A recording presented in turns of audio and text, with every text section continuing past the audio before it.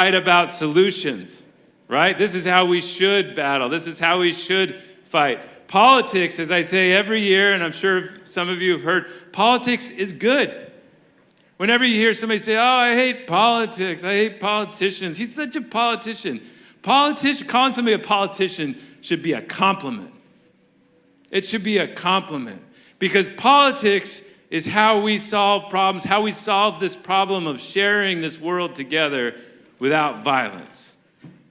Politics is how we share power without violence. Because if we don't have politics, if we don't have a democracy, a republic, a way of sharing power, of deciding on solutions that isn't through politics or politicians, it's done through the gun and through the might. And that's why we're here, and we wanted to celebrate. This is the best festival of politics I can say in San Diego. By far the best festival of politics within the region known as San Diego. I want to thank all of our sponsors. USD's College of Arts and Sciences. Thank you for Politifest. This is the 6th year here at USD. Thank you, USD. The Siquan Band of the Kumeyaay Nation sponsored once again. Thank you, Siquan. Mark Nelson and Nelson Stakeholder Consulting, the San Diego Foundation, Hitsky Development, Intessa, the Prebis Foundation, First Five San Diego, and AARP. I am very close to being a member, but not that close. Thanks, Dad. Yeah. And our partners at Public Matters, KVBS, and iNewsSource. How many have watched Why It Matters? Yeah, you've seen Why It Matters, right? You guys are the best. I would like to introduce our host, Noelle Norton, Dean of the College of Arts and Sciences here at the University of San Diego. She's here to say a few words. Thank you, Noelle. Hi, is this one working? Yeah, good. Anyway, I am Noelle Norton. I'm the Dean of the College of Arts and Sciences here at USD, and the college is so proud to partner again with the Voice of San Diego. We've been doing this for many years now, 6. I forgot the actual number. We are also excited at some point, I don't think he's here yet, but to welcome back our own alum, Todd Gloria. He did graduate from USD, and he'll be on our campus again to speak about some critical issues with you. Just as USD's 21st century liberal arts education fosters critical thinking and exploration to address some of the world's most urgent challenges. And one of those urgent challenges right now is our democracy. So on behalf of the Voice of San Diego, of USD, I want to thank the Voice of San Diego for hosting these bold conversations and for doing them on our campus. These are timely and important matters. So today, I think you're going to hear all about it from Scott, but we will discuss and focus on the challenges California is facing right now with the unhoused, a lack of affordable housing, energy and water, and how to ensure children receive an excellent education. These are incredibly important to all of us here and to all of the faculty and students on this USD campus. We are so glad to be a part of this discussion and to host you here. Thank you for joining us to engage these perspectives so we can grow and learn together. So I want to, just one last thing, I just want to thank the entire Politifest team. I want to thank the Voice of San Diego. I want to also thank University Events and Partnerships and the, well, 2 more, the Political Science and International Relations Department, housed right here in this building. And finally, Dr. Mary McKenzie, who is an alum of USD, faculty member at USD, and a devoted sponsor, helper, dedicated soul for the Politifest. So anyway, welcome. Thank you, Noelle. Welcome. Appreciate it.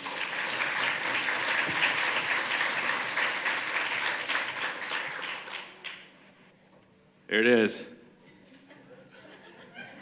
Who wants one of these, huh? So I want to thank somebody who, there's a lot of people who make Politifest happen every year, who make Voice of San Diego happen. But one of them worked her butt off for a year, has done so much to bring this together all the time. She's a very special person in our operation, and that is Julianne Markow.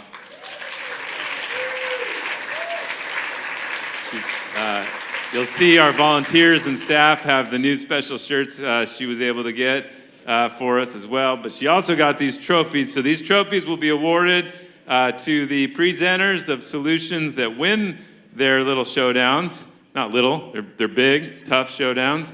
And it should be a lot of fun to watch them go. So a couple of housekeeping items. Community groups will be hosting tables outside until about 1:30. Get your passport stamped. Everybody have a passport they collected? Yeah? Get it stamped from the different organizations, and you can redeem it for free voice swag. Very special. There is some swag for sale out there as well. There will be food trucks from 11:30 until 1:30, and there are wonderful volunteers all around to help with your wayfinding, answer questions. I'll also be out there helping. If you need anything or you just want to give me a piece of your mind, then do it. We will be back here with the winners who are able to stick around at 4:15 for the live podcast. And then, of course, my favorite part, the sunset reception outside with the food and the drinks. So without further ado, let's get into the Solutions Showdown. Let's get ready to rumble and have a great day.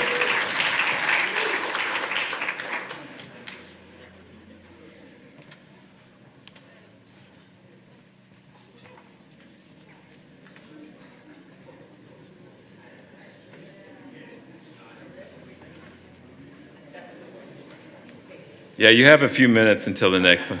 So you can hang out or whatever.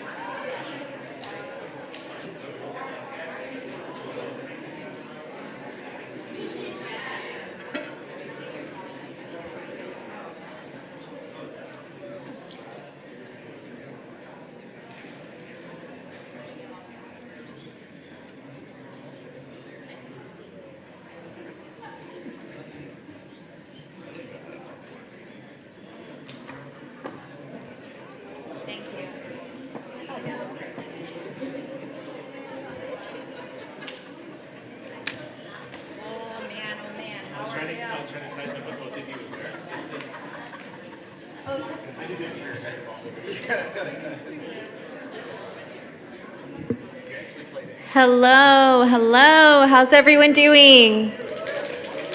Come on, Politifest, first session. Hi, everyone. My name is Andrea Sanchez Villafana, and I'm the managing editor at Voice of San Diego. I am so happy to have you all in here today. And so as people trickle in and find their seats, welcome to Politifest 2025 Solutions Showdown.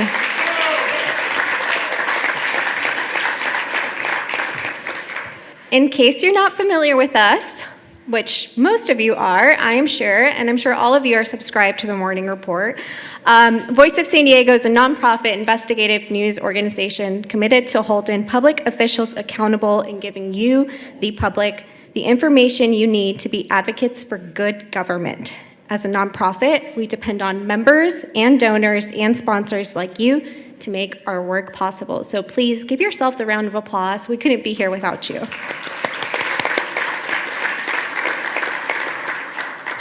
I'd like to take a minute to recognize our sponsors. I've got a good list here for you, so please be patient with me. A special thanks to the College of Arts and Sciences at the University of San Diego for being our partner for our 8th year. 8th year.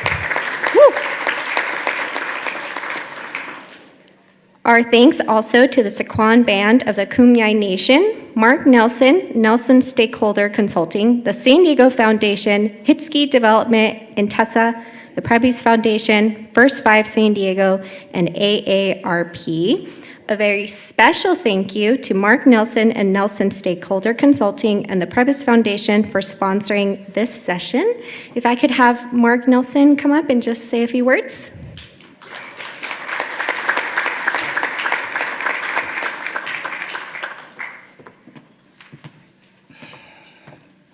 Can you make font big enough for old eyes?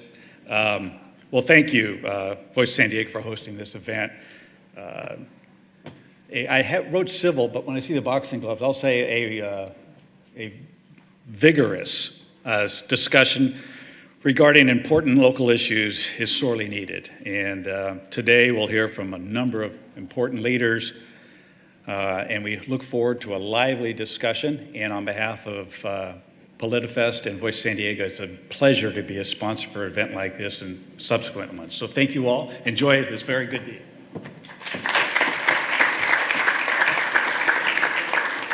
Thank you, Mark. And if I could have Tess Koreski say a few words. Sorry, you just, I think I just pictured it. Hi, everybody. I'm from the Prebys Foundation. We just want to say thank you to Voice of San Diego for bringing us together for Politifest. We're so proud to support the important community tradition where ideas, debate, and solutions can be shared openly. At Prebys, we believe strong local journalism is essential for a healthy, thriving region. Voice of San Diego gives our community trusted information, helps us understand complex issues, and ensures people can be part of shaping decisions that affect their lives. We're especially glad to see today's conversation focusing on creating the city we want, thinking boldly about how San Diego can be a place for all of us and how to truly achieve vitality that will serve every community is exactly the kind of conversation we need. On behalf of Prebys, thank you for being part of this event, for caring about San Diego, and for helping to imagine what's possible for our shared future.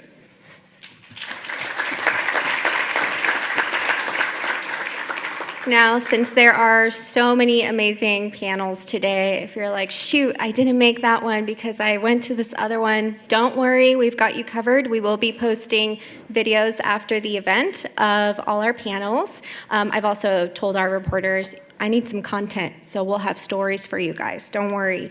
We welcome your questions. Use this little app to submit them through the sessions. If you need any help, please raise your hand and let our volunteers know. You can also tweet, if you're still on Twitter, with the session, and share your experience by using hashtag Politifest 2025 on social media and tag us on Instagram and Facebook. Now allow me to introduce your moderator, Will Huntsberry, Senior Investigative Reporter at Voice of San Diego.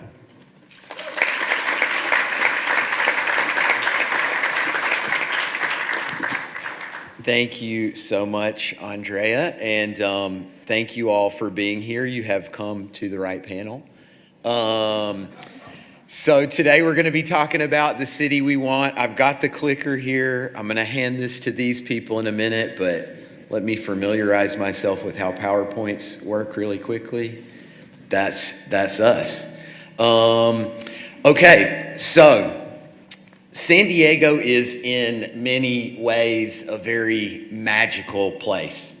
It is full of wonder and beauty. To the east, we have the desert. To the west, we have the Pacific Ocean. To the south, we have Mexico and Tijuana. We have world-class universities. We have Michelin star restaurants. We have more locally brewed IPAs than any city ever needs. But despite this sunny outward appearance, not everybody feels things are going great. In June of last year, a poll showed, and poll after poll shows this, that 51% of San Diegans did not agree with the direction that San Diego was going in, 51%. And only 28% did agree. And it's not really that hard to understand why people feel that way. And to be fair, city government can't control every bit of it. But, homelessness has decreased substantially in downtown. And while that's wonderful, I don't think anyone feels it has meaningfully decreased region-wide. And people on the left and the right, they have different explanations for this homelessness, but nobody looks around and thinks it's okay. Nobody thinks that. Another tough statistic, only 10% of people can afford to buy an average priced home in San Diego. An average priced home, not an expensive home. Only 10% of us can afford that. And that is not the American dream that any of us were promised. And so in the middle of this cost of living crisis, the city council is currently considering whether our water rates should go up by 63% over the next 4 years. All these things are really existential crisis for a lot of San Diegans, and they have a psychological impact on us all, I think. How can you believe that you can grow roots in a place or create a community in a place where your existence in that place feels provisional? So I know that was very uplifting. And now I'm going to turn it over to these people to actually do some uplifting, I hope, and bring us the solutions that can get us out of these perennial existential problems. And so we've got 3 great people here who are going to present their solutions, which you are going to vote on at the end. So you're going to decide who has the best solution. Please nobody leave. Please everybody stick around. We're going to show you how to vote at the end so you can make your decision. And then at the end of the day, one of these people will be lucky enough to get a little Voice of San Diego trophy and appear on our podcast. So we have here to my right, Amy Fawcett, who is a political consultant who knows more about City Hall than probably any of us would ever want to know. She has been the COO of the chamber. She has worked for Council Member Jim Madaffer. She was Deputy Chief of Staff for Mayor Jerry Sanders. Then she was Chief of Staff for Kevin Faulkner. Welcome, Amy. We've got Sean Elo Rivera, council member currently and recent city council president, who, if you don't watch city council meetings that often, he doesn't really mince his words very often. If he's frustrated that something's not working well, he's gonna let people know, maybe even against the advice of his staff members sometimes. And then we have Mayor Todd Gloria as well. And, you know, in many ways, the mayor's whole life seems as if it's been building towards him being mayor. If you think about it, in elementary school, he was runner-up for the Mayor for a Day contest. And maybe that left a chip on his shoulder, and maybe that's why he's here now. I don't know. He was on the city council. He was the interim mayor then after the Bob Filner scandal and helped bring a lot of stability to this city. Then he was elected the real mayor in 2020, and arguably, or really not arguably, he has the most power over getting us to San Diego we want right now. So we randomly selected names for the order of presentations. The presentations will be 10 minutes each. I'll give you a 1-minute warning when you're coming up on your 10 minutes, and we'll be real strict on that, but we don't want to have to be. So we'll have Mayor Gloria first, Councilmember Elo Rivera second, and then Amy Fawcett.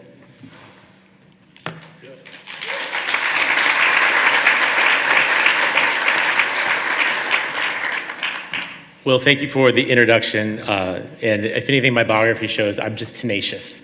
So when talking about solutions for our city, I'm going to be persistent in making sure that we get where we need to go. And that's why I appreciate the chance to be here this morning to share a few of the things that we have done and what I believe still needs to be done at the city of San Diego. So good luck on this clicker. Let me give this a shot. So hold on. This is, yeah. Okay, that's sure. Okay, fine. So here's the deal. We are in a time of extreme financial challenges at the city. Not unique to the city of San Diego, most cities are dealing with this themselves. With the lack of resources, we have to be laser focused on fundamentals that I think can deliver us the city that we want.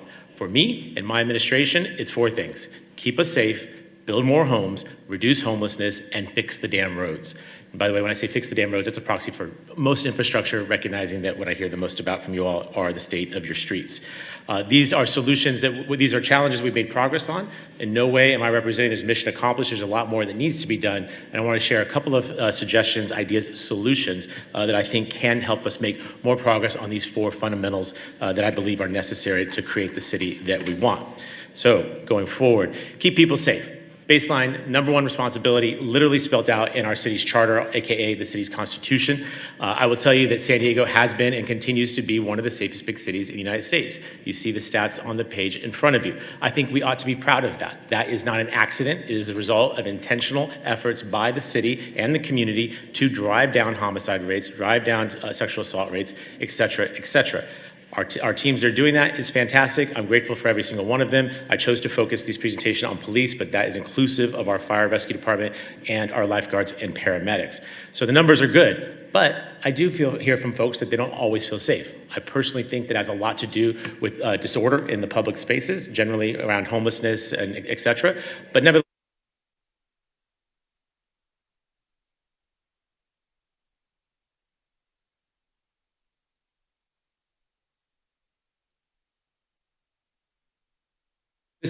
police officer shortage in the city of San Diego. I see a lot of folks who've been involved for a very long time. I checked on Monday, we had 1,822 police officers in the city of San Diego. That is less than the 2,000 or so that is our stated objective. So what can we do about that in order to continue to keep you safe? Well, I believe technology plays a key role in this. We have utilized smart streetlights and license plate readers in order to get the crime decrease that you saw a moment ago, particularly around vehicle theft, over 20% reduction directly attributable to our license plate readers. I believe that technology will continue to play a key role in making sure that we can hit the marks that we need to, have the response times we need to, with the limitation of the officers that we have. What does that look like? Well, you see Chula Vista is experimenting with drones. I believe the city of San Diego should do the same. It can be an efficient and effective way to get units on scene immediately, clear the space, understand if it's a priority or not, and move on. I also know that our body cameras have been very successful. The city of San Diego was one of the first to implement it. We now have technology where AI can actually view the video and create the first draft of a police report, literally saving our police officers hours and hours of time, hours that can be spent out in the community keeping us safe. I think technology will be a force multiplier and one of the ways we can bridge that gap. That's one solution. Another solution, maybe a little more provocative, but here's the thing. We're about 200 police officers short. We have a harbor police department that consists of about 140 police officers that basically has overlapping jurisdiction. Obviously, they have the area around the bay, but when big incidents go down, obviously SDPD has to respond. I think that we should be, in this time of real challenges financially, we should be asking ourselves fundamental questions about the way we've chosen to organize ourselves and wonder if we can be more efficient, more effective by bringing the professionals that are at the Harbor Police Department into the San Diego Police Department. 140 officers added to our 1822, you suddenly get a lot closer to the 2,000 that has been our objective, and I think we can be more effective in making sure that we keep you safe. So that's a solution. Going forward, build more homes. Will was talking a little bit about this. Our policies at the city are working. They're not without controversy, but the bottom line is this. We're building more homes than we have in recent history, and as a result, rents are flattening out and in some cases going down. That's a good thing. We are permitting more homes than our peer cities throughout the state of California. That, I believe, is a good thing. We have to do more. What does more look like? Well, I think one of the areas that we could do more is to make use of underutilized city land. This is a vision of the Midway Rising project that the City Council will be considering later this month and throughout the balance of the year. But I would say in addition to that, places like the old Central Library, the old City Operations Building in downtown, the 7th and Market property the City of San Diego owns in the center of downtown, but has not been put to use. Putting those properties to use to build more housing that is more affordable for San Diegans, I think is a positive strategy that we can implement. We can do more of it, and we should do more of it. But here's where I think we have to do a lot more. We have seen this explosion of new housing. That housing is generally at the upper end of the market, and about 25% of it is at the deed-restricted affordable end of the market. There's not a lot in the middle. And we have to figure out some way to get incentives in place that can actually create more middle-income housing and more specifically, more home ownership opportunity. The vast majority of what's being produced right now is rentals. What does that look like? Well, I believe the city should embark on an effort to incentivize the construction of more middle-income for-sale properties. What does that look like? That's townhomes, that's row homes, that's bungalow facilities, things that are more gentle in terms of neighborhood scale, but can actually get us the units that the market is not currently providing. That requires zoning, that requires a permit process that is predictable and quick, and in doing so can hopefully communicate to hardworking, working and middle-class San Diegans that we want you here and we want you to stay here to lay down the roots that Will was talking about a moment ago. We're working on this in my administration now, and I hope to have a proposal for the council's consideration sometime in 2026. Our housing crisis is most clearly expressed by our homelessness crisis, and we are driving down the numbers of homeless in the community. Downtown saw a peak in May of 2023, about 2,200 on the street. This past month, it was about 700. Let me be clear as your mayor, 700 is absolutely unacceptable. We should have 0 people living on the streets, but the fact of the matter is 700 is a heck of a lot better than 2,200 that it was there 2 years ago. How do we do that? Well, we've radically expanded the number of shelters in the city of San Diego. When Mayor Faulconer left office in the ending of the COVID shelter at the convention center, had about 1,000 beds.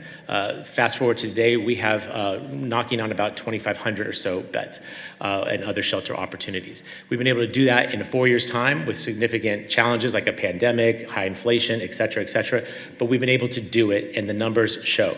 We still have major problems. So what are some solutions that I would suggest? Well, we need to have more accountability. To date, most of the accountability, in my judgment, has been about cities and about homeless individuals.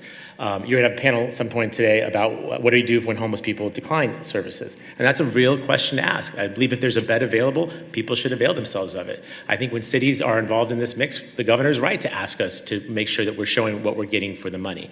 But that accountability has been limited really to those two folks. Where's the accountability for providers who may have beds that go unutilized? That should be unacceptable. We should have accountability for other levels of government. The worst encampments, in my judgment, right now are on Caltrans property along the state right-of-ways, areas that the city is not permitted to go until recently. We have a limited agreement in downtown San Diego. And of course, the County of San Diego is our primary responder for mental health and addiction. And so we need more accountability for their responsibility to care for the most addicted and the most mentally ill. Frankly, while the numbers go down, most people don't really agree or believe that that's true, and that's largely because what they're seeing are the people who decline services who are acutely ill and generally do not belong in a shelter. They belong in a mental health institution where they can be helpful. 2 minutes. 2 minutes. Oh, okay, real quick. So what is the big idea? Well, we need to have a massive expansion of detox beds and mental health facilities. If the city can go from 1,000 beds to over 2,000 beds in 4 years' time, there's no reason why the county and the state collectively cannot make a similar effort for mental health facilities that are more appropriate than shelters for those who are very sick. Last thing, fix the damn roads.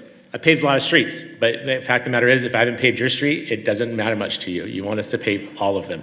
I understand that. We've been successful in making reforms, putting more money towards this, et cetera, but we need to do more. One of the things, the solutions, we need to make better use of the funds that we have. With the City Council's support, we passed a measure that allowed us to combine all of our citywide development impact funds to fund projects and get them off the ground. Rather than leaving them on the drawing board and wait to someday when we raise enough money through developer fees, we're now plowing those monies into projects and getting them underway now. That's good. My proposal around parking meter reform, specifically around community parking districts, is also a way to try and get existing money that we have into the community for improvements now. When we have the money on hand, we should use it. The truth of the matter is, in some cases, we have not been doing that. The reforms I'm advancing are intended to address that. We should do more of that. Last idea I would give you is that we recently embarked on a sales tax measure intended to address our infrastructure deficit that is estimated to be north of $9 billion. 30 seconds. The city's general fund is $2 billion. There's no way we're going to be able to do this with existing resources. The problem I heard from folks is, Mayor, I would support that because I know we need more infrastructure, but at a 2/3 requirement for a specific tax, it won't pass. So we do a general tax increase at 50%, but then people don't trust us or believe us that we'll use it for infrastructure. I believe we should consider inverting that and saying when it's a specific tax, you have a 50% threshold. That would pass handily, and we would have billions of dollars to reinvest in your neighborhoods and actually solve our infrastructure problem, which is critical to having the city that we want. Finally, we can do hard things, guys. I know the bad stuff is easier. I know it's clickbait. I know we're all on social media and we see it and we love all the bad stories and we click it and look at it. But this city has done big things and we can do more. Time. And here's just 6 examples of that. Remember, these things were controversial. There were people that didn't like them, but now you love them. We can get this done, everybody. Thank you for the time. Thank you, Mayor. Thank you, Mayor. Excellent job.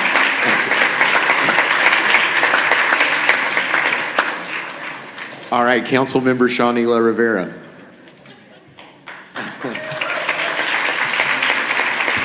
Great job. You can tell they're not used to this, and I like that. Well, no, I know you're going to hold me to the time. You held the mayor to the time, so I know. Good morning, nerds. Great to see you. I am very much looking forward to this conversation and looking forward to doing this. All right, we're going to dive right in. Before we start, though, I do want to do a quick check-in to understand who's in the room. How many of you were born and raised in San Diego? Okay. How many of you moved here for college or graduate school? All right. And how many came here for another reason, maybe a job? It's a good number of people. And how many of you have gone somewhere as a San Diegan, maybe you as a tourist or on a business trip, and had someone ask you where you're from and you say San Diego, and they say, oh my God, I love San Diego. San Diego's the best. I wish I lived in San Diego. Everyone in here has probably heard that, right? Good. We're going to come back to that in a second. So before we talk about how to be the city that we want to be, we need to decide what city we want to be. We can't get somewhere without knowing where we're trying to go, We can't create a thing without deciding what it is we're trying to create. At least we can't do that well. And I think we've kind of lacked for that conversation. And so I want us all to think about the city that we want to be. And as we're doing that, I'm actually going to ask you, it was perfect timing, Michaela, actually. I want you to think about the San Diegans who you love the most, who you love and care about the most. Everyone thinking about those people? I'm thinking about my son, thinking about my wife, my family members who live here, my sister, my parents. I'm thinking about my staff and my friends. You all should probably feel pretty good thinking about those people. And I want us thinking about the future that we want for those people. So as we're thinking about the city that we want to be, let's think about those folks who we love the most and care about the most and the future that they deserve. One other parameter that I'm going to put on us as we're thinking about the city that we want to be. Let's think about the city that we want to be, not the city that we don't want to be. So often in San Diego, it feels like our conversations are about what we don't want to become, not what we actually want to be. Well, I don't want to be LA. I don't want to be Miami. Not wanting to be something is not a vision. We need to want to be something. We need to define it for ourselves. And once we do that, and we pursue it with the love that we have for the people we care about most, we can do that. So here's what I believe our future can and should be. It needs to be a city where everyone who lives here sees a future for themselves. That means that my baby boy grows up believing that his kids, little toes, will be in the same sand that he gets to play in on his beaches. That the playgrounds that he's playing in today and grows to love are places where his kids will be able to spend time. It means that young professionals and students, I see Liliana, I think, who was an intern in our office, and I'm thinking about Rosa, who's a staff member of ours, who's at graduate school here now. Folks who grew up, I see some Price Fellows. The young people who love their communities, are making their communities better, believe that they will be able to live in these communities. That our graduates from SDSU and UCSD and USD believe that they have a future here. And that our seniors who've made San Diego what it is, who've laid roots here and love this place, that they will also see a future here. You can only believe you have a future in a city if you believe you will be able to afford to live in that city. And that means housing, childcare, transportation, and all of the things that we need are actually affordable. It needs to be a great place to work. That means working for the city and within the city. And then finally, safe and healthy neighborhoods that are connected as a city, not just a collection of neighborhoods, and we need to have fun. So how do we get there? We talked about all the people from around the country who we've met who've said that San Diego is an amazing place, how much they wish they could live here, how the tourists who come here because they love it. We need to tap into that. That is the gold mine that we are sitting on as a city that we have not made work well enough for San Diegans. It works great for people who come here on vacation. It works great for investors who suck tons of profit out of the city, but it's not working well enough for San Diegans. At times it can feel like we are living here to allow other people to make money and play here. That's not okay. And we can make it work for San Diegans. By doing that, we can fund the future that we deserve by having visitors and profiteers pay their fair share. And we need to be confident in what we have to offer. We need to have the confidence in San Diego that makes people move here from other places, that makes people want to come here from around the world. And every decision we make, we need to ask ourselves, who does this decision benefit? And the answer has to be San Diegans. So, how do we do that? On the screen right now, you see a few different ways to get there. On the left side, you see Torrey Pines Golf Course. This is one of the finest municipal golf courses in the world. We should be proud of it. I'm proud of it. People book trips to San Diego specifically to play on that course. They'll book years in advance. By charging an advanced booking fee, increasing that fee for non-residents, we can generate millions of dollars in revenue for the city. And we can unlock that to fund our Parks and Rec department. You see Mission Bay Park. Mission Bay Park is one of the most visited municipal parks in the country. Our beaches and bays are one of the main attractions that brings people here. And right now, visitors don't pay their fair share for accessing these spaces. They don't pay their fair share when lifeguards are saving them or preventing them from drowning. They don't pay their fair share for the roads that they drive on and the impact that that has on your commute. So by charging them an entry fee to Mission Bay Park and parking fees at the beaches, non-residents, we can again generate tens of millions of dollars in revenue for the city. And last but not least, on the far right side, you see a home that is called the quote-unquote Sandcastle. Currently listed at a modest $108 million on Zillow. This is someone's vacation home. In the weeks to come, our office is going to be proposing a tax on vacation homes and full-time, full-home vacation rentals. There are 11,000 homes in San Diego right now that are not being used to be lived in by San Diegans. There is a cost to that, and we need to generate revenue from that. We are projecting $100 to $135 million in revenue from that tax, again, on homes that are not being used as homes for San Diegans. Playgrounds for the rich and Airbnbs that have drained certain neighborhoods from the school children that are needed to fill classrooms and have really stripped neighborhoods of the character that they have. We use that revenue to build homes for San Diegans, by San Diegans. That tax that I just mentioned on vacation homes would more than cover the entire cost of our city's homelessness programming and have additional revenue there to do something that the mayor actually mentioned as well, which is help generate middle-income housing that the market currently will not build. And when the market will not do something, government has a responsibility to step in, and we can do that with this revenue. Every child in San Diego should have access to quality preschool and after-school care. 2 minutes. This city will not have a future if our kids do not see a future for themselves here, and if we don't invest in that, we will not have it. The revenue that I talked about from Torrey Pines Golf Course, that can help fund programs like universal childcare. And then finally, the infrastructure and city services worthy of a great city. The mayor talked about fixing the damn roads. We need to do that, but it shouldn't necessarily be you all that pay for that first. We should ask those visitors to pay their fair share. They come here, they use those roads, they use our resources, and they are not paying their fair share right now. It doesn't need to be that way. I'm going to just quickly mention this.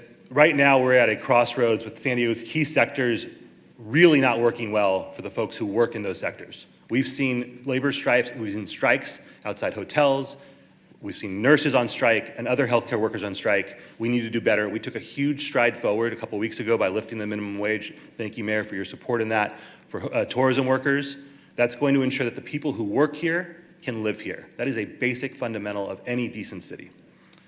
We need to let community build community. Right now, it is incredibly hard for people who love their community and want to do good things to do those good things. We've done some work on that front. We've partnered with thousands of constituents in our district to plant hundreds of trees, to repaint almost every playground in our district, and to remove hundreds of tons of trash. 30 seconds. But we can make it easier. And last but not least, we need to stop killing fun, especially free fun. It is cruel to live in a city this expensive and not make it easy to have free fun. These are 3 headlines that should be from The Onion, not the actual news. And we can do better than this. We should be partners to those people who want to create fun in our communities, not fun killers. So with that, I will conclude before you say you're done. Hey, 2 seconds remaining. All right. Well done. Well done.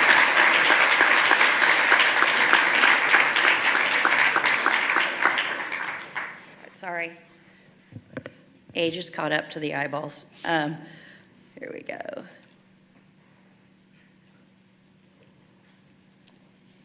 Is this me? Oh, there we are. Okay, thank you. I'm not really sure how I ended up on this panel. I'm not an elected official. I'm usually that person in the back cringing when my boss is not following my speaking points I gave him. We wanted to give you your shot, Amy. Yeah. We know why. Yeah. So, I appreciate Will gave my resume, but there's a couple of things I think I want to just highlight, and that is where I actually started. So coming in January, it'll be 30 years that I've actually worked in and around City of San Diego government. I might actually see a former colleague of mine, Gary Debrashere, in the audience, who actually taught me and trained me on the importance of community and grassroots. So thank you, Gary. And what does that mean? Well, 30 years ago, I started as an intern for former council member Judy McCarty. I answered your constituent calls, inquiries, and complaints. And I typed them into a form on a typewriter, a complaint form, walked them down the hall to the city manager's office, and hoped for a response. So I get it, and I understand the operational side of things and how hard it is to get things done. Since leaving the city in 2020, I've had the chance to step back and reflect. And what I see isn't a lack of effort or goodwill from our elected officials. It's that our leaders keep approaching problems in the same way and expecting different results. Here's the cycle. Residents make demands. Council tries to meet them.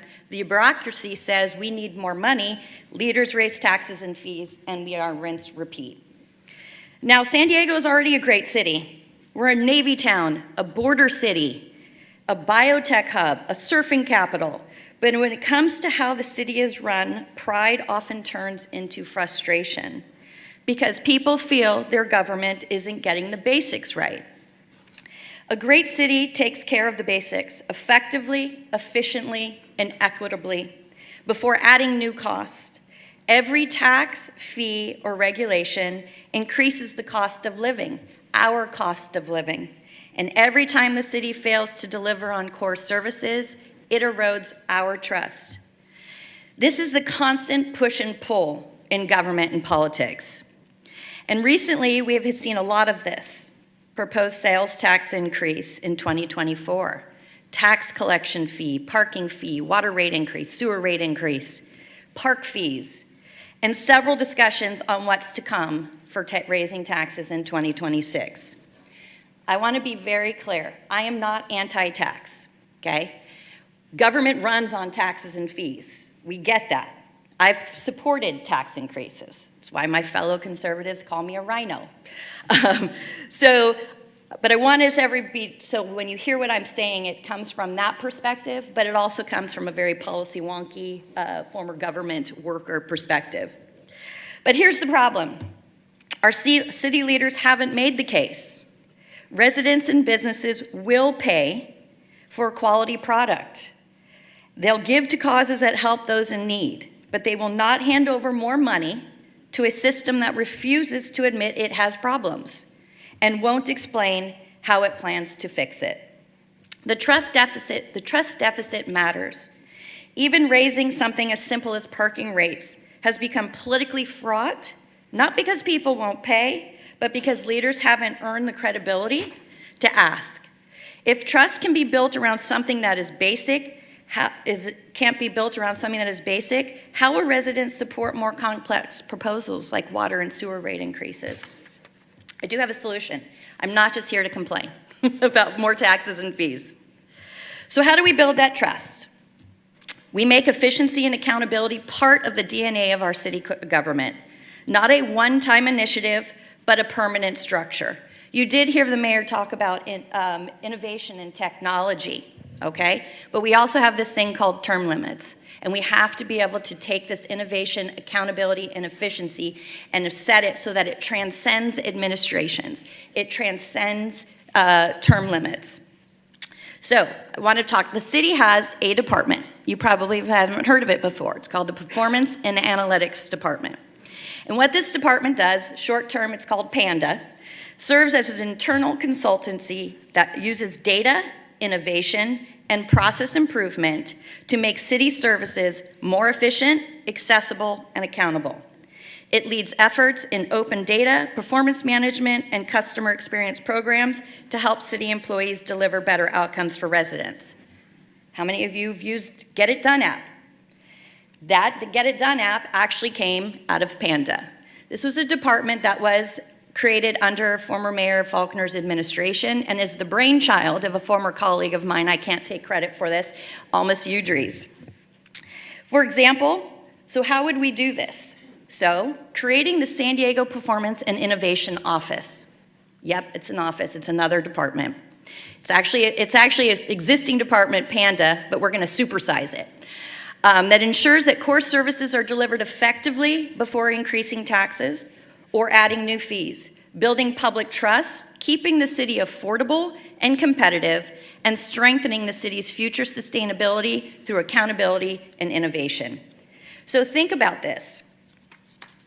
It would be designed with independence, so the structure would be an independent structure, entity, that operates very similar. Okay, not all of you may know how the Housing Authority operates, so I'm just gonna do really quick. The San Diego Housing Authority is an actual independent entity, and its board of directors are appointed by the mayor and city council, but it's a separate entity. Similar to the Ethics Commission, it's a department within the city, but it has its separate board of directors appointed by the mayor and council. This independent oversight board will include council members, mayoral appointees, city employees. This is something that is really important. Our city employees are the boots on the ground. They are the ones delivering the services. They know firsthand what's working and what's not working. Businesses, not business associations, businesses, academia, and community members. And it would be served by a professional staff dedicated, which is a dedicated team, providing performance measurement, analytics, and support for city departments. The authority, okay, see, now I'm the city staffer here, or the former policy wonky person that has really gotten into the weeds here, so I'm sorry if your eyes are rolling in the back of your head right now. But this would be, as I said before, independent oversight. Management and staff report directly to the independent board, recommend corrective actions when benchmarks are not met, and track the results. Fiscal stewardship, provide cost-benefit analysis for proposed new programs, fees, taxes, before council consideration. And monitor cost savings and make recommendations to the mayor and council. Responsibilities, reviewing budgets, programs for return on investment, benchmark San Diego against peer cities and best practices, set measurable and efficiency targets, turnaround time, cost per service unit, and resident satisfaction. Publish public dashboards and annual state of performance reports. Not to take over for the state of the city. I don't want to step on the toes of the mayor. So, there is an authority the city has the authority. The mayor and council actually have the authority to create this type of independent oversight, to oversee service delivery, efficiencies, accountability, innovation, before stepping into the, I'm gonna raise your fees and taxes and that's how we're gonna get what you need. 2 minutes. So how do you do that? San Diego's a charter city, which gives its board authority to structure its own government, subject to the state constitution. The city charter allows the council to create boards, commissions, and offices by ordinance, with the mayor typically empowered to appoint, subject to council confirmation. And examples include the Housing Authority, like I mentioned earlier, the Success Agency Oversight Board, I won't get into that, and commissions and ethics. So you can do this through a council ordinance. And what you can do, if you really want this to be sustained and not subject to budget cuts and things like that that happen, you could do a charter amendment, which would require a vote of the people. So yes, change is difficult, but the alternative of staying stuck in a cycle of rising costs, repeated tax proposals, and declining trust is unacceptable. If we do this, we can keep San Diego affordable and competitive. We can adapt responsibly to the future, and most importantly, we can restore trust in local government. Because at the end of the day, a great city isn't just what you see from the airplane window, which we all love flying into San Diego International Airport. I always look forward to coming home when I see that. Because it's whether residents feel their voices matter, their government delivers for them. 30 seconds. That's what the city we all want. I'm taking up some of their time. I'm taking Sean's 30 seconds. But I also offer this, and I want to thank you all for indulging this policy wonk on my idea, but I also offer to come and help the mayor and Councilmember Elos set this department up in an independent manner. Thank you. That was 8 seconds left. Nicely done, Amy. Okay, thank you all yes, sorry, Andrea, I'm stepping on Andrea. Yeah, chill. Just kidding. So you can ask your questions. Now they'll have a very lively discussion. I'm sure it'll be fun. But if you scan the QR code, you'll be able to use our app where you can submit your questions. One thing I'd like to know is once you do download the Slido app, make sure at the very top of the screen that you have the correct panels, so it will automatically put you in how do we get the city we want. Just make sure that's there. Mayor's working on it here. You can ask your questions anonymously or type in your name. And you can also upvote or downvote questions. So if someone already submitted a question that you think is really good and you want to make sure that that's a question that gets asked, just give it a thumbs down. If you don't like that question, give it a thumbs up. If you don't like it, give it a thumbs down. Okay, I'm gonna try it. I'm gonna try it from right here because we can see it down here. You'll notice on the top right, it says Q&A, and then there's another one that says polls. If you hit polls, that's how we'll do the voting, but I'll explain that in a little bit. So give it back to you, Will. I think the mayor's voting for himself. If you need any help, we have volunteers. I hope he is. I hope he is. If you need any help, just raise your hand, and one of our volunteers or I will come over to help you. Thank you. It's just independent oversight, Amy. That's all I'm doing here. Well, I want to thank you all for dealing with our format there and the time constraints. Putting politicians on a timer, that was kind of fun, I got to say. So I want to start with you, Mayor Gloria, and I want to get your feedback on something that Sean said. He talked, because I think really, certainly you and Councilmember Ela Rivera seem to agree on a lot of goals, and I think Amy probably agreed on some of those goals too, certainly about safety and increasing officers. But what do you think about this concept of forcing profiteers and vacationers to pay their fair share? That this concept of, really charging people more than we're charging now who have more resources than the rest of us? Well, on the fundamental level, yeah, it makes sense. Others do it to us, as Sean was mentioning when we go about. I was doing a little bit of travel last week, and that certainly exists in nature and other places, and I would agree. We historically have not generally done that. I want to remind everyone, though, that we do charge a tourist tax in the city of San Diego, our TOT. It's our third largest revenue source. That already exists. And what we always have to be concerned ourselves with is making sure we remain competitive in the marketplace. All right. One of the things I like to tout is that our TOT is lower than other cities, and as a consequence, we make a good business case when trying to attract conventions to town or to retain them by saying we're a good value proposition. Can we increase it? Yeah, and we did recently in 2020, and that was recently put into effect to help expand our convention center, pave streets, and house homeless people. So I think that's a good thing. There is a limit to that. I think the other challenge, and the reference was made to Torrey Pines Golf Course, when you look at the data of the users of Torrey Pines Golf Course, what you're looking at is roughly 90% residents and about 10% visitors. So can you reasonably run an entire system off of 10% of your customers? Potentially, but is there a limit to what we may charge them before they simply say, Torrey Pines is great, but we're not going to go there? Yes. So it's one of those things that the concept is, I think, is sound. The devil is in the details. And then the last bit, and this is potentially for further work, and we don't have the city attorney here, but you all have, this kind of gets to the last solution that I offered. Much of the revenue that we are allowed to seek comes with a lot of strings attached. So through Props 13, 218, and 98, if you charge a fee at Torrey Pines, that money has to stay in the golf system, right? Same is true for parking. Sean says no. We'll give him. Well, you can listen. There's always a way to work around, and much like increasing our tourist tax has gone through a 5-year litigation saga. Yes, but as the guy that's responsible for running the city day to day, I want to make sure that the idea is implementable and that we don't create worse problems than we have. But to your fundamental question and to his thesis, yeah, I think that there's something that's there.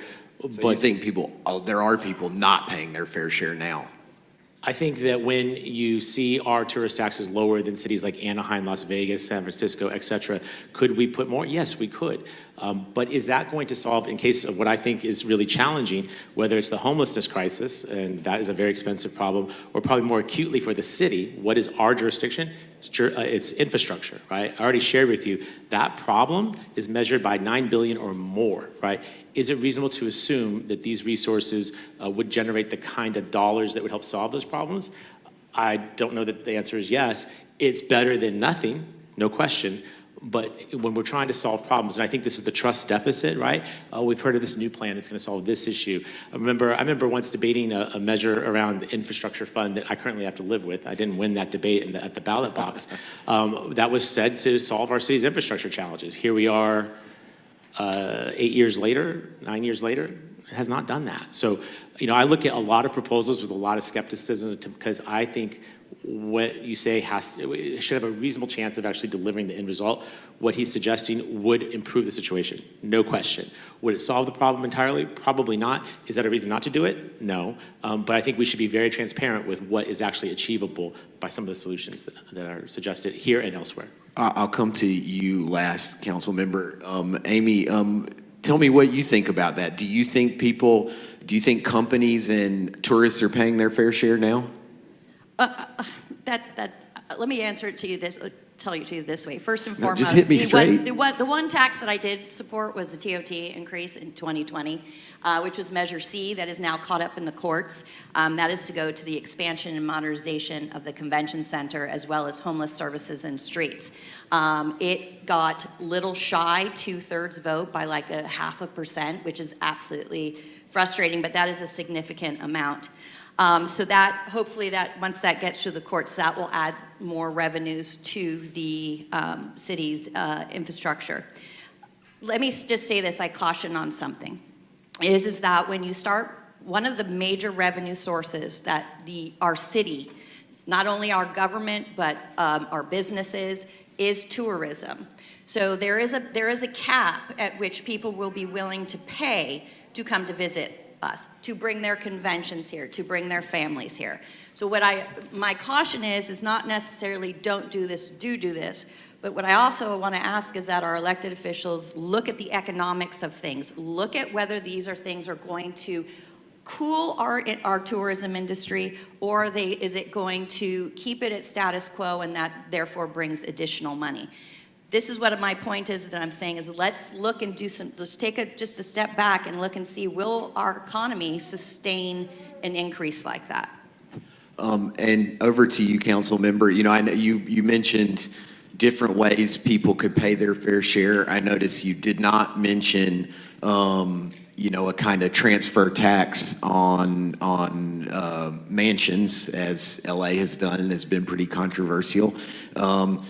Would you support such a tax? And you know, talk a little bit about why you think people aren't paying their fair share. Yeah, I mean, the transfer tax, a lot of that depends on how that's written. It isn't yielding the results that had been hoped for in LA. So the theory of it is sound, but the details don't seem to have been executed perfectly in LA. But I want to return to this idea. It's the thing that I asked you at the very beginning of my presentation. It's, do we believe in San Diego? You guys go all over the country and have people tell you how amazing San Diego is. And it's not because I'm sure no one in this room was told, and you know what I like best about San Diego? That free parking at the beach.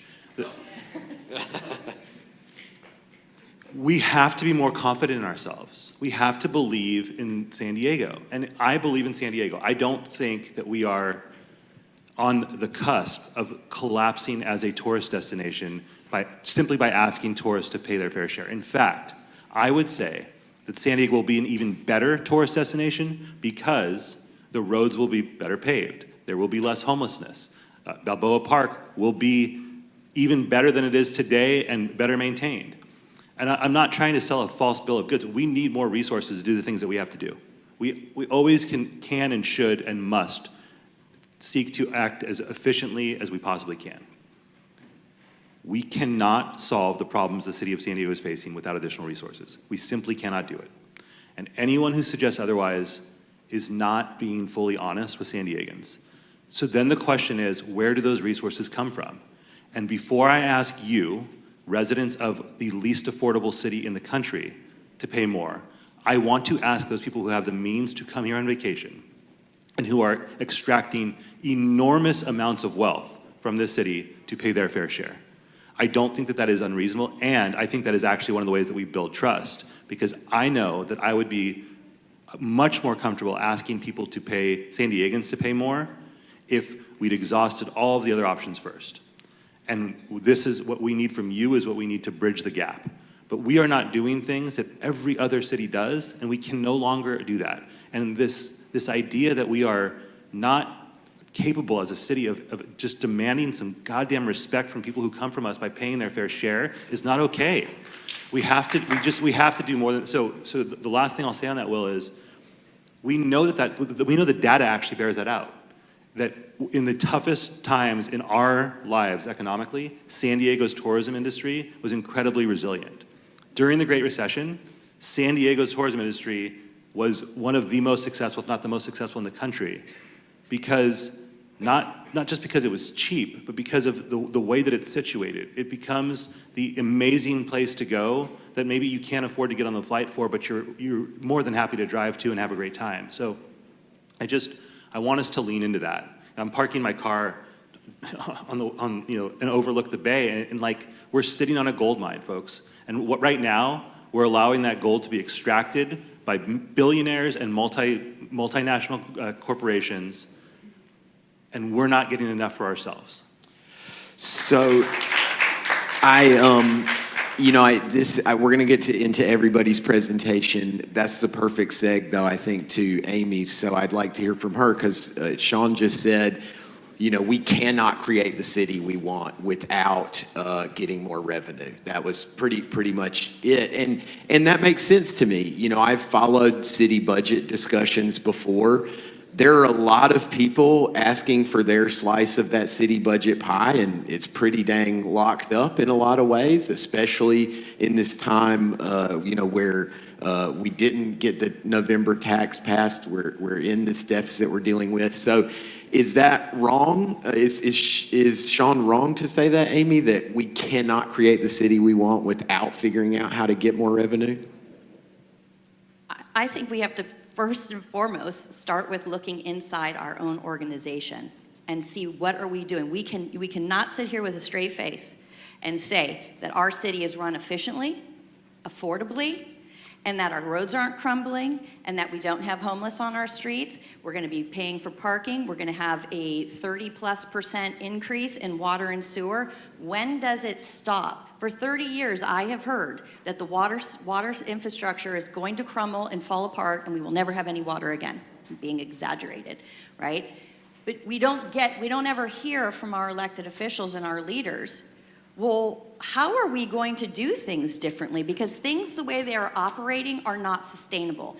It will the point is, and for my proposal, is can we at least start by putting it as the forefront, looking at ourselves and saying, hey, what are we doing efficiently? Can we save money doing something differently and shifting it over to this department? Maybe this department grows, maybe this one goes away. But we don't do that first. And that's my point. We don't look at ourselves first. We don't put the time and energy. Everything's a knee-jerk reaction. I need this, I want this, raise taxes, raise fees. And I'm not saying that maybe this will work. We still have a TOT that's going through the courts that's going to raise our TOT money, and hopefully by the end of this year we can hear, or next year, you know how the courts work. But I just don't think that we take enough time and enough resources and enough dedication to look at how we're operating, because I don't think that we can sit here and say that we're a well-oiled machine in any way, shape, or form when it comes to our services, not to mention the first services that do get cut, and then say we need more money, but we're still gonna cut, is libraries and parks, so. Let's go to you, Mayor, because, I know you've talked a lot about efficiency. I think you're up there on the 11th floor, is it? Thinking a lot about efficiency and how to make the government work with the resources you have. Do you think an independent board, kind of like the IBA or some similar different entity, could bring necessary efficiency? Would you support such a thing? So I don't think we need a San Diego Doge. No, I don't think we need that. You knew it was coming. And that she wasn't suggesting that, but it has the color and the shape of it, right? So here's the thing, and you already just answered it. The voters gave us an independent budget analyst. They gave us an independent auditing committee, an independent auditor. We have our internal auditor. We have ethics. We have a lot of oversight. And that's just within the city. Then you throw on the state oversight, the federal oversight. We don't want for oversight or people questioning how we spend money. What we want for, I think, largely is people being honest with the public about the state of affairs. So when you experience low service levels, the assumption is default to corruption, malfeasance, inefficiency.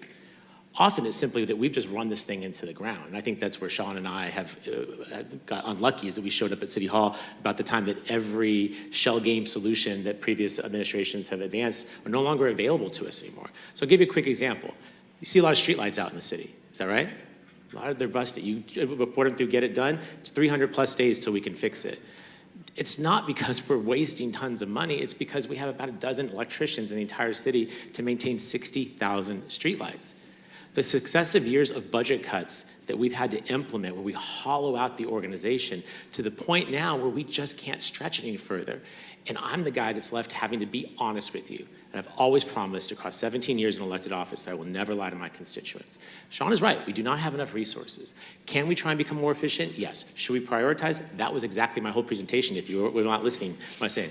I think the fundamentals are, if we're a safe city that is addressing our homelessness crisis and fixing our roads and providing people places they can afford to live, the rest will flow. But right now, what we've done is hollowed out this organization, largely and in part because we continually set up these new organizations that, guess what, have an executive director, have an assistant, have staff, have rent, have oversight. They have to pay electricity bills and water bills too. All of it adds up. So suddenly, I am having to cut reservoirs that will, cost the city 180 grand a year, because guess what? That's what we pay one of these independent overseers, right? So forgive me if we haven't seen these solutions time and time again. And like I was saying in the last answer, they haven't worked. They haven't got the results there. Sometimes it's the simple answer, which is that we are the 8th largest city in the country, but we are financed like a small town. And I think that's where Sean and I come in agreement. We have to do something differently. We may disagree on how we get there, but fundamentally, it is not the need for an Elon Musk style person coming in here and second guessing everything the city is doing. We got plenty of those already. What we need are the resources and the ability to actually execute, or conversely, to agree that we're going to be a city that focuses on a fewer set of things. But generally, as you mentioned, when we suggest that, people are like, no, but that's my thing, and I want you to continue to do that. For me, I've been clear. Keep us safe, more housing, less homelessness, fix the roads. Yeah, and I'll defend Amy's presentation a little bit. I think we talked about it before, and that is not what you're going for, a Doge style thing. You just want an independent board that has people duly appointed, not just 22-year-old coders thrown in to make the city perform better. And yes, and that is not what I'm talking about. I'm talking about taking an existing department, existing resources, and empowering it over administrations. Right now, it is a department under the mayor and the operations side. That is not putting, you could have a next mayor come in and they can get rid of it. You can have cuts, we'll cut that. It's the consolidation and bringing forward the current resources that we have. Heck, put the IBA on the board. But what we're not doing is we're not putting it first. And with all due respect to the mayor, as I have heard, everybody is at goodwill. Everyone's trying to do their best. But if I have heard that I am now the previous administration did all their hat tricks. Do you know how many mayors I've worked with, and I've heard that before? Back to Susan Golding, if any of you remember Susan Golding. It is the constant thing. I can't cut anymore. I can't cut anymore. I can't cut anymore. I just believe that we can, if we're putting it more in front of us and having independent employees, management, business, whoever else, mayor and council, IBA, auditors, that we're putting it first in priority, and that helps build the trust with the public when you're going out and raising taxes and fees, because I don't think they're very happy right now.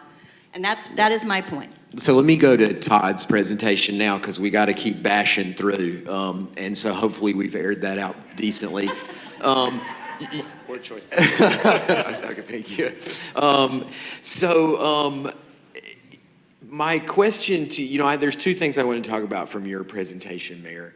I want to get to the port and SDPD police, but we got to talk about housing. That is at the core of this whole thing, obviously, in this affordability crisis. You talked about increasing those middle houses and ownership as well.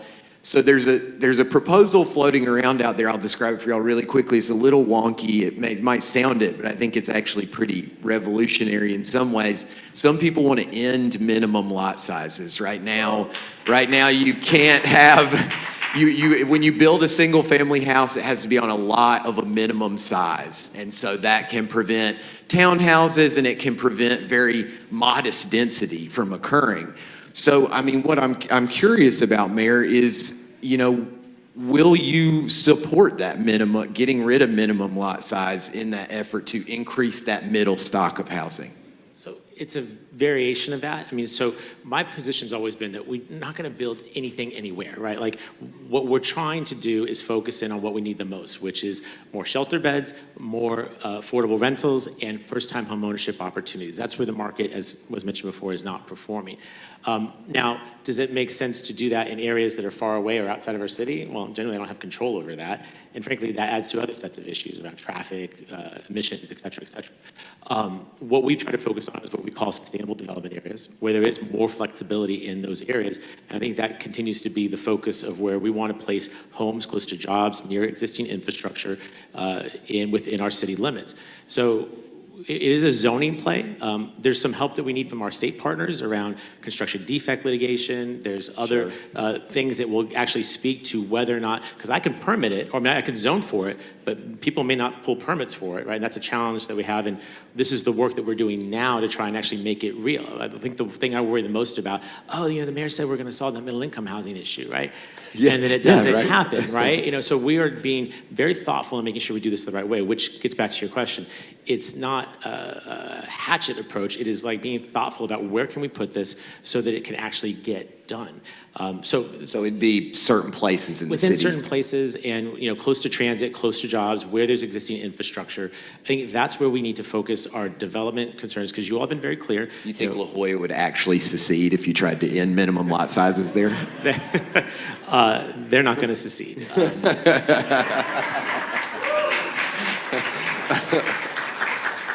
And if they did, they would have their own responsibilities for affordable housing production that they can't socialize across the whole city. So I think we're going to win that debate eventually. I want to can I get Sean to weigh in on minimum lot size real quick? And, would you end it across the whole city? Is that too much? Well, I think what the mayor said is important. What are we unintentionally incentivizing that we actually don't want to happen by doing that everywhere rather than where we most want it and need it? And so I think it's for those of us who consider ourselves YIMBY and pro-housing, sometimes taking like that position of no minimum lot sizes anywhere, that's a great punchline in a YIMBY meeting. And we actually... Cold, Sean, cold. Well, which I attend with a smile on my face. But like we actually want to produce the outcomes that we are talking about, right? And so to the mayor's point, like that's why nuanced targeted policy is important, and I would like to do that in a way that's most likely to yield the result that we most want.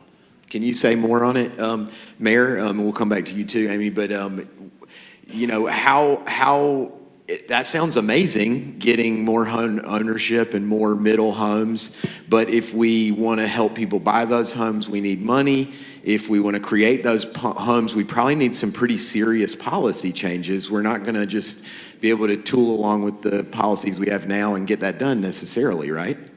Yeah, clearly not. You've seen the production increases, and I want to thank the City Council for their support of a lot of my recommendations to actually do that. When we take our housing production, our new home permits are right around 4,200 a year for the entirety of my lifetime.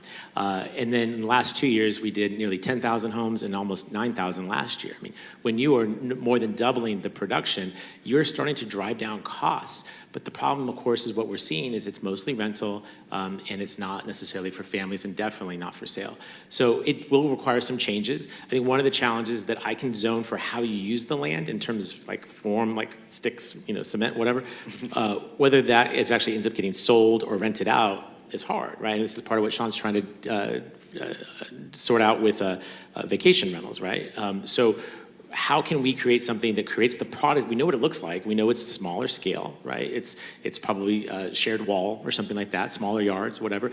That actually produces the affordability, not without a taxpayer subsidy. So that's good, but who's to say that whether or not that gets rented or sold, right? That's a conundrum that we haven't done before. The government really can't control that lever. No, but I think we can provide incentives. And here's the thing, when speaking to the issue of efficiency, let me just give you, I think, a good news story, because these will never show up in The Voice of San Diego.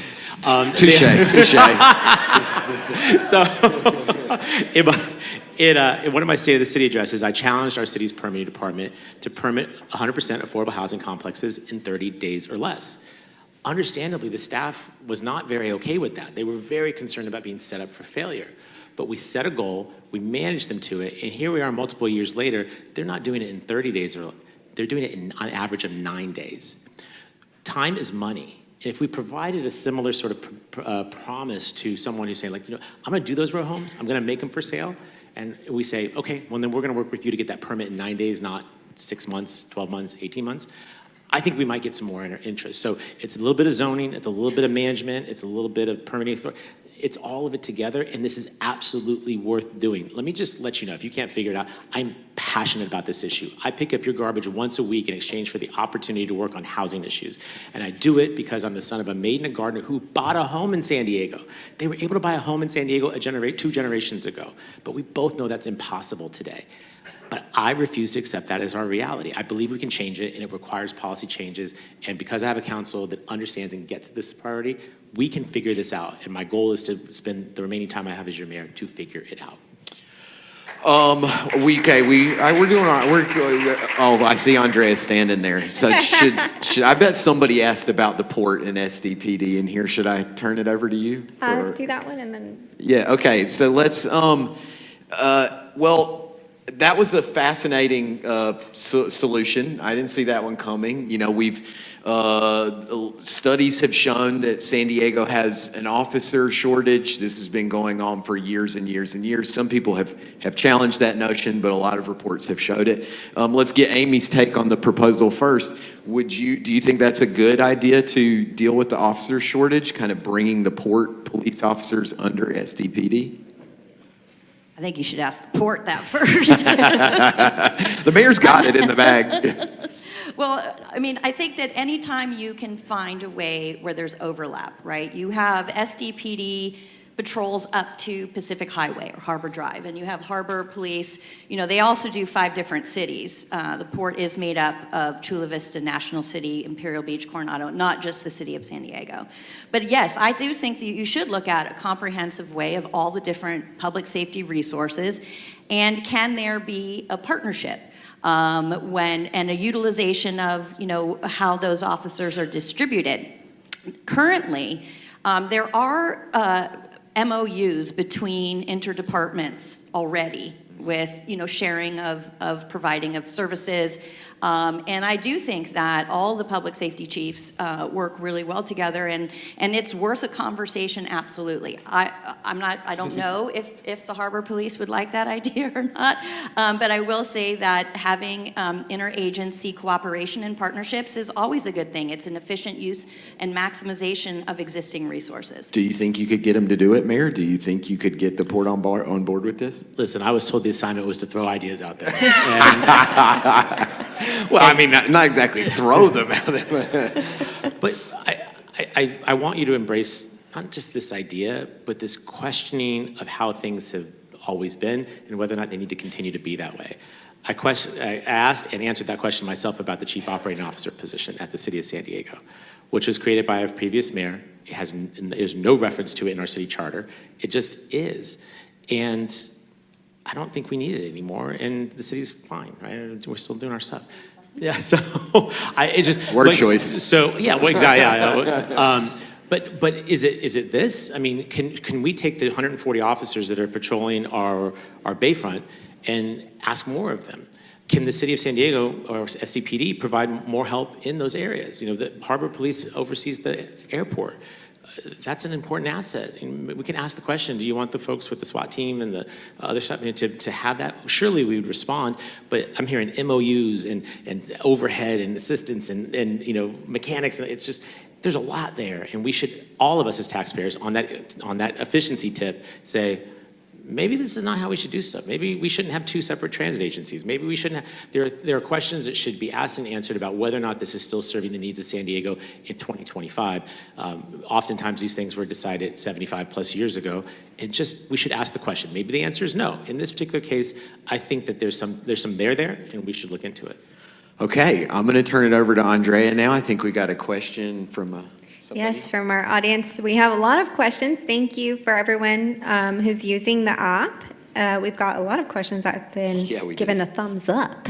But before we get to those, our first question will be asked by David Nevades. He's an Aaron Price Fellow. Each year, the Aaron Price Fellow program selects 40 kind, inquisitive, open-minded ninth graders from a pool of 300 applicants for a 3-year journey. They go behind the scenes to see how cities function, explore the role of community members in shaping society, and develop empathy and skills for navigating a diverse world. The program is a high school leadership experience started in 1991 by the Price family. The mission of Aaron Price Fellows Program is to prepare a highly motivated and diverse group of San Diego public high school students to be responsible, engaged, and caring members of their community. Today, there are over 1,000 Aaron Price Fellows alumni, with 500 locally carrying out the mission of the program by making a difference in their families, careers, and communities. David, you want to come on up here?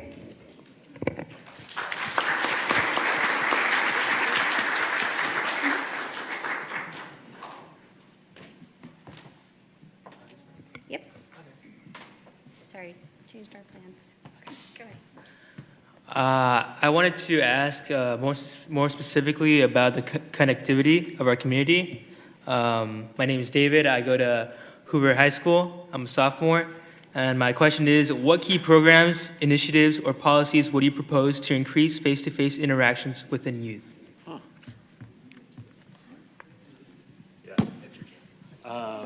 Thank you for the question.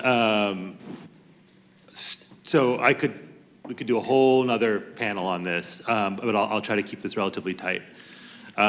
So it starts before young people start school, and I think there's a lot of opportunity for the city to partner with the school district to increase access to quality preschool. It is a huge, huge cost that is crushing families' ability to believe that they can live in this city over the long term. And look, if San Diego fails as a city, it will not be because tourism leaves or business leaves us. It's because the people who make San Diego work leave and no longer, that is how we get hollowed out. And a big part of that is preschool. And then there's after-school care as well, right? There's childcare. There's ensuring that you and your friends have more programs like the Price Fellows program to go to. So I think our Parks and Rec department and our library should have programming where every young person in the city sees something for them in those spaces, and where parents can believe that their kids will be safe and loved and put on track for a good future by participation in those programs. And that means partnering with nonprofit partners. That means us having the Parks and Rec staff that we need to run those programs. It means expanding our Employ and Empower internship program, which has been wildly successful in the city of San Diego. It's funded by the state, so that young people like yourselves can begin internships with the city, so that as soon as you graduate from high school or college, you're on track to have a career with the city. There are a lot of opportunities there.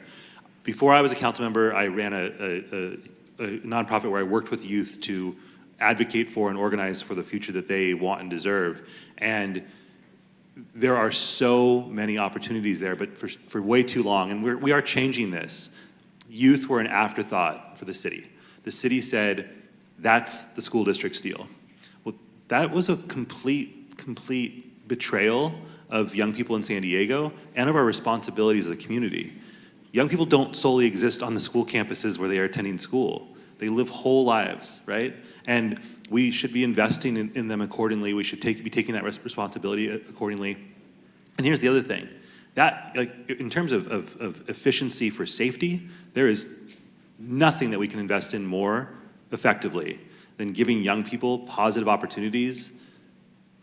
That is what keeps them not just on a path to success in the long term, but ensures that they're doing good things during the day and not good things. So there's just so much return on investment there. So the last thing I will say is that's where your ideas matter as well, because you don't need a millennial telling you, right, what sort of specific activities would attract young people to participate in. What I want to do is create the structure so that you can come in, tell us that, and then San Diego sets it up so that you all have a place to be, a place where you want to be, and you're safe, and you're invested in, and you're on the path that you deserve. Anybody else want to weigh in, or should we move to the other audience questions? Okay, thank you so much. Thank you, Amazing David. stuff.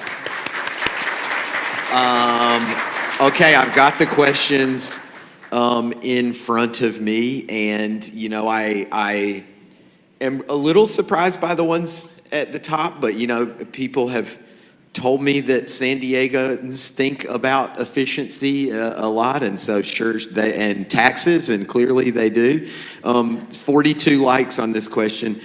If raising new funds is not enough to support things we need to make San Diego better, what do we need to spend less on? So I guess people are pretty seriously want to know if there's places where we can find efficiencies. Do you want to take it first, Mayor?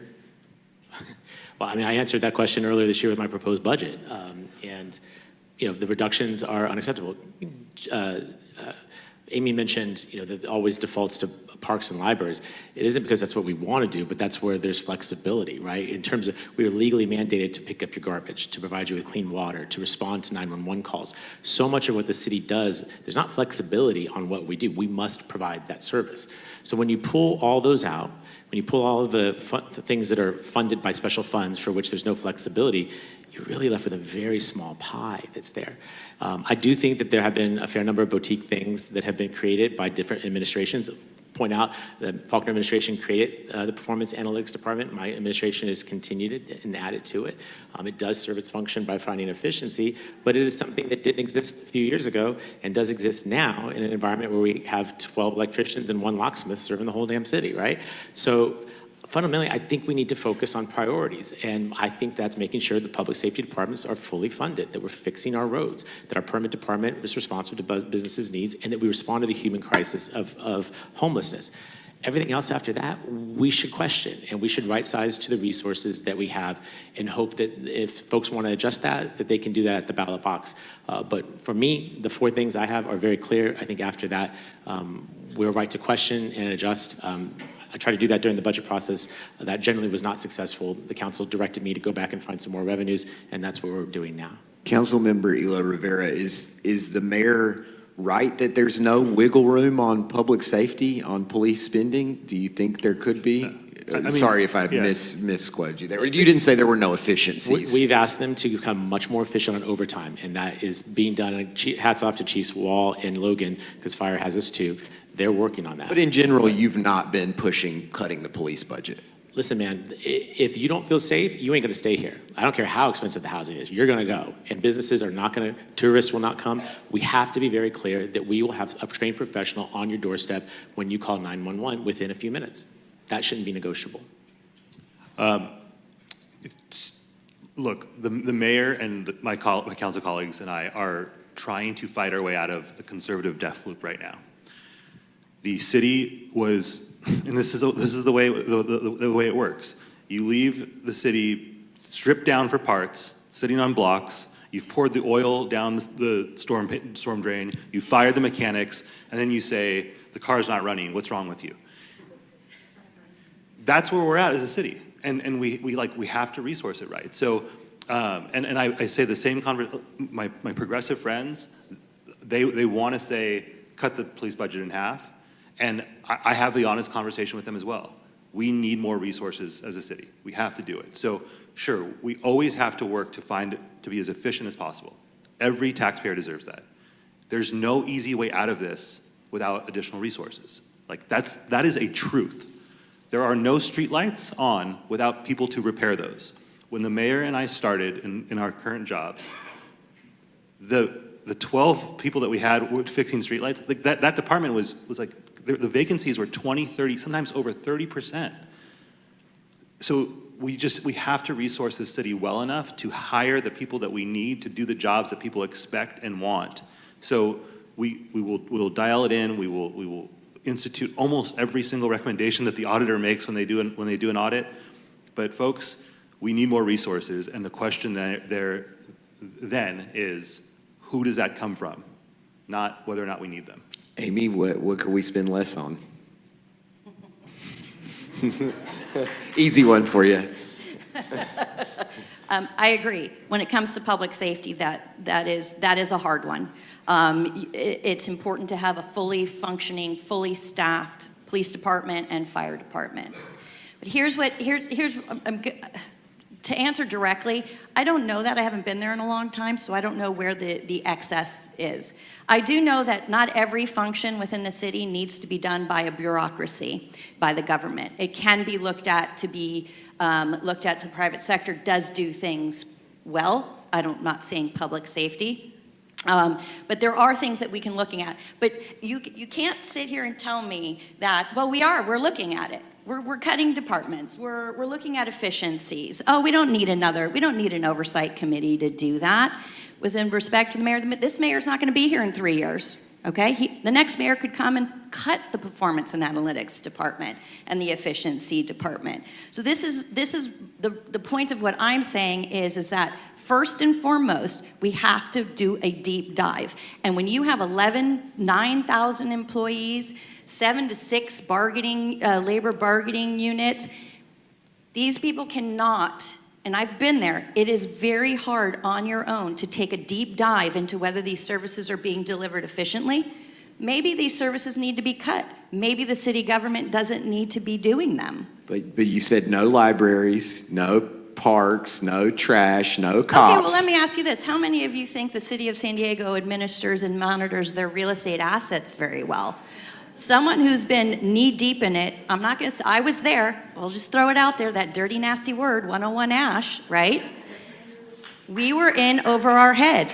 So my point is there are functions like that within the city, and that is not the only one that we should be looking at and looking at outsourcing. What the city attorney will tell you is that the city cannot outsource any function. It's not in the charter, right? It's not.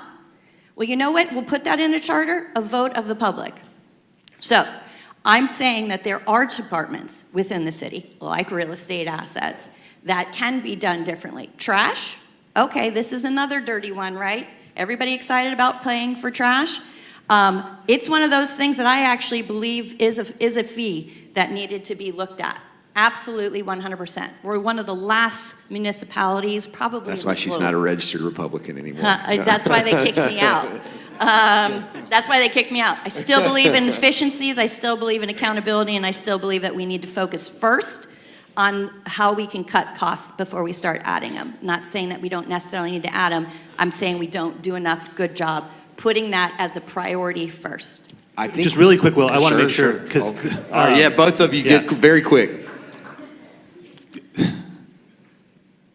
It's not that we can't look for partnerships outside the city, but this idea that it'll always be done cheaper, better by the outside is not true. What they do is they get us, they put us in a corner where they're the only option. Who is the most low-cost, efficient road repair firm in the city of San Diego, in the region? It's the city's road repair people. They do it the cheapest per mile, by a long shot. But what we don't have is enough people to do all that work. And we would have more people if we had more resources. So there is example after example after example of that, but we can't do it without the resources to bring those folks in. The city, there are city departments that are doing God's work incredibly efficiently with shoestrings and bubble gum. We need to give them better tools. So ditto to that very quickly. I don't want you leaving here thinking, I don't believe we should become more efficient and constantly ask questions. That's one of my solutions, right? Like, why do we have two different... maybe to give you an example, we have a human resources department and a personnel department at the city. Two separate departments. And wherever you work, you probably have one of those, not both, right? Why? Because the voters require us to have a personnel department. So if you want to combine them, it takes a voter action. Right? This is what I'm talking about, is every time the solution looks very simple, when you start getting into it more, you realize it's more complex than that. And it's not a reason to not do something, but it is a reason to really ask questions about when things sound super easy and very solvable and just a quick fix. It is rarely that. But that would be, we should have one department that does that stuff. But should we do it for a vote of the people with a special election that would cost millions of dollars? Yeah, probably not. I mean, things being tough, sorry, we're going a couple minutes over here, but, you mentioned how tough it is, and no doubt, I cannot imagine how tough it is to get the gears of government to move. But something that I think probably a lot of people in this room, myself, find pretty terrifying is how Donald Trump is finding ways to make the gears of government move. And do you think if we don't, but do you think if Democrats don't figure out ways to put their hands on the gears, then we're going to be more at risk for just more and more Doge, more and more Trump? Can I just jump in there? Please. I really think it's unfortunate that Trump and Elon Musk has made government efficiency a dirty word. And that's really unfortunate. But I want to tell you what's different for me is it involves multiple different groups. It involves the employees. Trump, I don't believe, goes and asks the employees whether they should be cut or not. But how do you do things? How do you do services delivery more efficiently? And I'm not saying that the mayor and the council member don't want to do it. I'm just saying that it's not the first thing that comes to mind. But I guess regardless of efficiency, what I'm saying is just like the people in this audience and San Diegans feel like government is really acting. Do you feel like they feel that way, Mayor? Trump's doing? No, about what the city of San Diego is doing, sorry. About do they, Trump is clearly acting, and most of us are horrified by his actions, but I think that sometimes people in San Diego just feel the government isn't acting. So first off, Donald Trump will never be the template for how we govern San Diego, period. Not happening. And let's be clear, his action is motivated by self-interest, self-enrichment, corruption, and evil, and angry, and hatred. We're not doing that. And where is the oversight on him saying, where's Congress at? They've abdicated. I have a city council ask me a lot of questions. That doesn't happen at the federal level currently. So if to the extent that people don't see that same kind of thing, I'm not doing this job to enrich my family and build my brand. That's ridiculous. That's not happening. I will abide by the law, and when the city attorney says we can't do something, we're not going to do it. If it says that it takes a longer path, we'll take the longer path. If I have to bring it before the city council, we'll do that. None of these are facts and evidence at the federal level currently. I think the last thing I would say is that we should fundamentally try and do things differently. My fear for our democracy, in addition to Donald Trump, is Amazon. Go with me on this real quickly. When you can order the most obscure, idiosyncratic product off using your phone and get it delivered to your house in hours, if not days, and the city of San Diego tells you that we'll repair your streetlight in 300 days, the gap between expectations is massive, right? And the point I think Sean and I are making, and to an extent Amy as well, is that we have to reform our government to match the public's expectations. And right now, increasingly, I believe that your expectations are set by what your phone is able to accomplish. We have gotten on the phone, right? We have an app, but the service levels are what they are. And I'm here to tell you that we can always be more efficient. And there can be, we're a large organization, there may be some bad people and they're doing bad things and we try and hold them accountable. But the bottom line is, if you are sending a streetlight repair request and there's only a handful of people that can do it on a limited budget with fewer light bulbs than they had the year before, we're not going to meet the expectations, and we have to change that, and that requires efficiency, that requires reform, but it also requires new revenue. Okay, yeah. There's Shut it another down. really Great cool dive. That was thing. awesome. There's another really cool thing you can do on your phone, and that's vote for your favorite solution. Yes. If you haven't already, raise your hand if you need any help. Our volunteers will come by. Voting will remain open for about 10 minutes after the panel's over. So if you have any trouble placing your vote, you can do that. Go ahead and do that now. I do have some preliminary results. I have early returns. Is anyone interested in early returns? Early returns, yeah. Or do you guys want to wait? Give us the early returns. Early returns? Okay. So everybody stick around, vote. We'll help you vote if you haven't voted yet. I'm out. The number one question was efficiency. If my Wi-Fi works, let's see. Oh. Okay. Oh, yes. Can we have Yeah. some of the volunteers go around and help anyone who has their hand raised? I'll also stick Julianne around. doesn't want us to do the early returns. She's trying Oh, to shut Julianne it down. said no early return. Sorry. I don't know. Okay, no early return. I think you can overrule her, Andrea. We may be influencing other people's. Let's. Yes, Okay. yes. All right. Well, Everybody- thank you for joining us. We have lunch next. That's The not a food good thing trucks to are wing it out on. there That's already. not a good thing to wing it on. Yes, That- round of applause.